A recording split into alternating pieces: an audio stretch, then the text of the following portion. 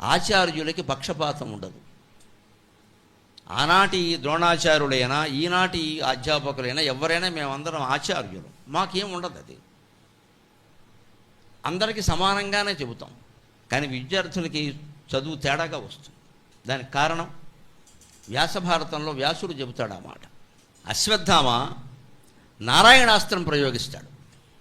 తండ్రిని చంపేశారన్న కోపంలో 15వ రోజు సాయంత్రం ద్రోణాచార్యుల్ని అబద్ధమాడి చంపేశారు కదా, ఆ కోపంలో నారాయణాస్త్రం ప్రయోగిస్తాడు. నారాయణాస్త్రానికి వేరే విరుగుడు లేదు. బ్రహ్మాస్త్రానికి విరుగుడు ఉంది, బ్రహ్మాస్త్రం. నారాయణాస్త్రానికి విరుగుడు ఏమిటంటే నమో నారాయణాయ, తల ఉంచి శరణు వేయడం ఒక్కటే లెక్క.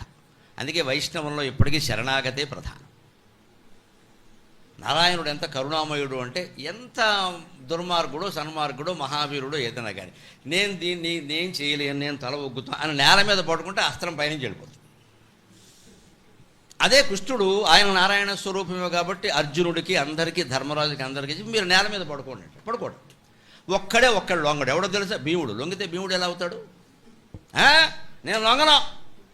ఆయన పౌరుషం మీద భీముడికి ఎంతసేపు నమ్మకం పౌరుషం అండి. దైవం మీద నమ్మకం తక్కువ, పౌరుషం మీద నమ్మకం ఎక్కువ.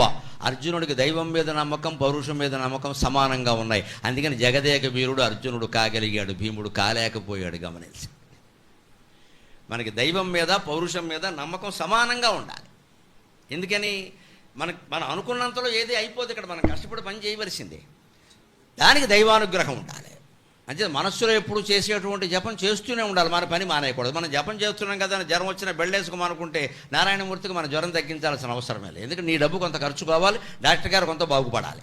మరి ఆయన వైద్యం ఎలా నడవాలి? ఎవడో బెళ్ళేసుకోపోతే ఆయన వైద్యం నారాయణో హరిహి, ఆయన బతకాలి కదా, ఆయన బతకవలసిన విధంగానే బతకాలి. మరి వ్యాపారం చేసేస్తే అలాగా? ఆయన మరి వ్యాపారం చేస్తున్నాడేమో తెలియదు. కాబట్టి నువ్వు నమశివాయ అనుకుంటే ఆయన నీ మీద వ్యాపారం చేయకుండా దేవుడు చూసుకుంటాడు.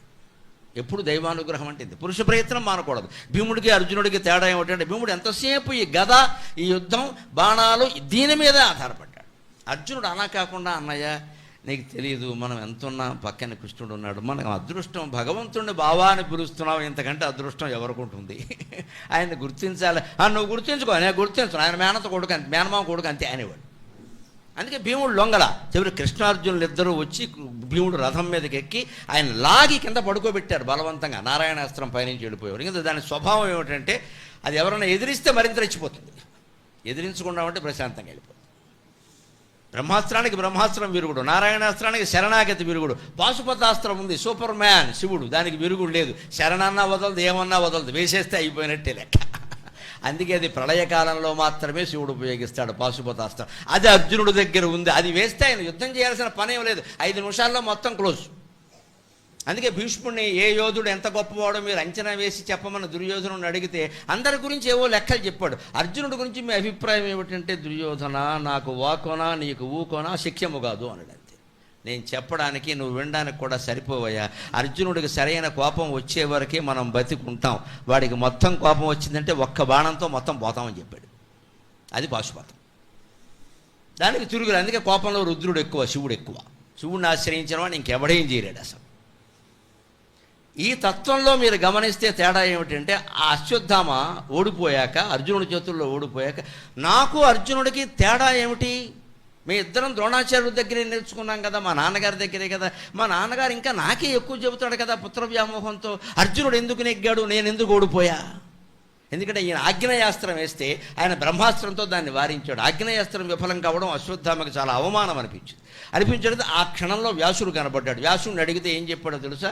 విద్యార్థులు గమనించండి ఈ విషయం. సమమాచార్యకం తాత తవ చైవ అర్జునస్య చ. అయ్యా, మీ నాన్నగారు ఏం తేడా చేయలేదయ్యా, నీకు అర్జునుడికి సమానంగానే నేర్పారు. ఇంకా చెప్పాలంటే కొడుకు కాబట్టి ఇంకేమన్నా 2 రహస్యాలు నీకే చెప్పు ఉండొచ్చు. ఎంత మా గురువు అయినా కాస్త ఉంటుంది కదా పుత్ర వ్యామోహం అనేది. అందుకని సమమాచార్యకం తాత తవ చైవ అర్జునస్య చ యోగాద్ దుఃఖోషితత్వాచ్చ తస్మాత్ త్వత్తో అధికో అర్జునక అన్నాడు. ఇది కీలకమైన మాట, విద్యార్థులు గమనించాలి. ఉపాధ్యాయులు అందరికీ సమానంగానే చదువు చెబుతారు. ఇలాంటి వేదిక మీద ఉండి ఉపన్యాసం రూపంలో చెబుతారు. లెక్చరర్ కదా మీకు ఉండేది, టీచర్ కాదు. Teacher is quite different from lecturer. Teacher దగ్గరుండి కొంత చదివిస్తాడు, లెక్చరర్ దగ్గరుండి చదివించరు. నాకు మళ్ళీ ఉపన్యాసం ఇచ్చి వెళ్ళిపోతాడు, నువ్వు నేర్చుకుంటే నేర్చుకోలేదా మానే. అందుకే ప్రాథమిక పాఠశాలలో ఉండేవాళ్ళని ఉపాధ్యాయులు అంటారు, తర్వాత అధ్యాపకులు అంటారు, తర్వాత ఆచార్యులు అంటారు. తేడా ఉందండి తెలుగులో కూడా. ఉపాధ్యాయుడు అంటే ఉపసమీపే, దగ్గరుండి చదివించేవాడు. హై స్కూల్ వరకు అంతే. నోట్బుక్ తీవే అని మధ్యలో తిరుగుతూ ఉంటాడు ఆయన. కాలేజీలో మధ్యలో తిరగడం కష్టం అమ్మా, చాలా నడుస్తూ ఉంటాయి వ్యవహారాలు. ఉపాధ్యాయులు మురిచిపోతారు, నడవకపోవడమే మంచిది. అలా కష్టం. ఇంకా ఆవు దూడ న్యాయం ఇక్కడ, అది కోతి పిల్ల న్యాయం ఇక్కడ. తల్లి కోతి ఎగురుతూ ఉంటుంది, పిల్ల కోతి వెనకాల రాలేదు, గోమ్మే కొడుతుంది. కోతి పుట్టుకు పుట్టలేదా, మనిషి పుట్టుకు పుట్టావా అని అవమానిస్తుంది. ఎగరాలే అంతే.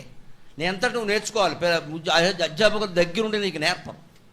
అందుకే ద్రోణాచార్యులు మీ ఇద్దరికి సమానంగానే చెప్పాడు. సమమాచార్యకం తాత ఓ అశ్వత్థామ, మీకు ఇద్దరికే మామూలుగానే చెప్పాడయ్యా.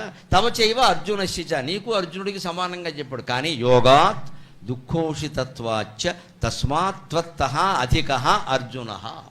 యోగం కారణంగా అంటే చేసిన అభ్యాసం కారణంగా, దుఃఖ ఉషితత్వాచ్చ బాగా సహనంతో అన్ని కష్టాలు తట్టుకున్న కారణంగా అర్జునుడు నిన్ను మించిన శిష్యుడయ్యాడయ్యా అన్నాడు. గమనించండి ఆ విషయాన్ని. విద్యాభ్యాసంలో ఉన్నామంటే భోగాలు సుఖాలు కోరుకోకూడదు. విద్యార్థికి భోగం ఉండదు, భోగం కోరుకుంటే విద్య రాదు. అది శాస్త్రం చెప్పిన మాట. నాస్తి విద్యార్థిన సుఖం. విద్యార్థిగా మనం శుభ్రంగా ఏసీలో ఉండి, ఇంటి దగ్గర కూడా ఏసీ పెట్టమని తల్లిదండ్రులు ఇవాళ 1వ తరగతి వాడు కూడా మహత్తరమైన భోగాలన్నీ అలవాటు చేసేసారు బాగా. అందుకే చదువులు రావట్లేదు, ఊపకాయం వస్తుంది బాగా. చదువుకునేవాడికి ఒంట్లో చెమట పట్టాలి, తప్పదు. ఎందుకంటే తెలుసా, చదువు బాగా వేడి. బయట పొలంలో పనిచేసేవాడి కంటే విద్యార్థికి శ్రమ ఎక్కువ. తెలియక మాట్లాడతాం మనం, అదేదో కష్టం. ఆ కష్టం వేరేది, శారీరకం, ఇది మానసికం. ఒకే చోట 5-6 గంటలు కూర్చొని ఉండాలి. మీరు లేచాక మీరు కూర్చున్న చోటు మీద చేయి పెట్టండి, వేడిగా ఉంటుంది. అంటే ఒంట్లో వేడి కిందకి దిగింది. అందుకే విద్యార్థి కూడా చెమట పట్టే పనులు కొన్ని చెయ్యాలి. కొంత విశ్రాంతి ఉండాలి, మొక్కలకి నీళ్లు పోయాలి, ఏదో బట్టలు తుక్కోవాలి, నీళ్లు తోడాలి, ఏదో చెయ్యాలి. లేకపోతే ఈ వేడి తగ్గదు. అటువంటి అభ్యాసం అర్జునుడు తర్వాత కూడా చేశాడయ్యా. మాస్టర్ పాఠం విని ఊరుకోలేదు, బయట చాలా అభ్యాసం చేశాడు. ఒక దశలో అభ్యాసం చేస్తుంటే ద్రోణాచార్యుడు ఆశ్చర్యపోయాడు. అర్ధరాత్రి అభ్యాసం చేస్తున్నాడు. అర్ధరాత్రి ద్రోణాచార్యుడు 1 గంటకి నిద్రలేస్తే, ఆయన ఆశ్రమ ప్రాంతంలో, అరణ్య ప్రాంతం, అక్కడేవో వినపడుతున్నాయి. ఆశ్రమ ప్రాంతంలో ఏదో ధనులు వినపడుతున్నాయి, బాణధ్వని. ఆయన వెళ్ళి చూస్తే అర్జునుడు చీకట్లో బాణాలు వేస్తున్నాడు. వెంటనే వచ్చి, ఏమిటి చీకట్లో బాణాలు వేస్తున్నావు అన్నాడు. గురువుగారు, మొన్న మీరందరికీ భోజనాలు పెట్టినప్పుడు మేము భోజనం చేస్తూ ఉండగా దీపాలు కొండెక్కేయండి. అప్పుడు మామూలు నూనె దీపాలే కదా, కొండెక్కే. అయినా కానీ నేను ముద్ద మామూలుగానే తినగలిగాను. నాకు గుర్తు కదా విస్తట్లో ఏది ఎక్కడుందో, అంతవరకు తిన్నాను కదా. ఓ పావు గంట పప్పు ఎక్కడుందో కూర ఎక్కడుందో తెలుస్తూనే ఉందండి. ఆ ప్రకారం తినేసాను. అప్పుడు నాకు అనిపించింది, చీకట్లో అన్నం తినడం సాధ్యమైనప్పుడు చీకట్లో బాణం వేయడం సాధ్యం కాదా. ఇది పరిశోధన. విద్యార్థులు దృష్టిలో పెట్టుకోండి. మీ చదువుని ఈ రకంగా చదవండి. కంప్యూటర్లో ఇది సాధ్యమైనప్పుడు అది సాధ్యం కాదా, ఇంకో ఉపాయం ఉంటుందేమో. సైబర్ నేరాలు జరుగుతున్నాయి. నేరం అనేది జరగడానికి ఓ దారి ఉన్నప్పుడు దాన్ని కట్టడి చేయడానికి ఇంకో దారి ఉంటుంది కదా, అది కనిపెట్టద్దా మీరు? నేరాలు జరుగుతాయి అంటే ఎవడు ఆపుతాడు? దానికి ఇంకో ఉపాయం కనిపెట్టు. ఇద్దరికి సమానంగానే చెప్పాడయ్యా. అర్జునుడు అభ్యాసం చేశాడు ప్రత్యేకంగా, శ్రద్ధగా. నువ్వు అది చేయాలి, మా నాన్నే కదా. ఎవరైనా ద్రోణాచార్యుని పొగిడితే అశ్వత్థామ ఈజ్ మై ఫాదర్ అని ఊరుకునేవాడు అంతే. ఎందుకు ఆ గొడవ? మనం కూడా ఎవరైనా పెద్దవాళ్ళ గురించి చెప్పగానే వాళ్ళతో ఉండే చుట్టరకాలు చెప్పకూడదు. వాళ్ళ నుంచి ఏం నేర్చుకున్నావు నువ్వు? దుఃఖోషితత్వాత్, అనేక కష్టాలు భరించాడయ్యా. అంటే విద్యాభ్యాసంలో, తర్వాత వనవాసం వాటి గురించి కాదు, విద్యాభ్యాసంలో ఉండగా తిండి తినడానికి ఉండదు, నిద్రపోవడానికి ఉండదు, అనేక రకాల. గురువు రమ్మంటే రాత్రి అయినా పగలైనా వెళ్లాల్సిందే. వాళ్ళ ఇంటి ముందు కాపలా కాసి కూర్చోవలసింది.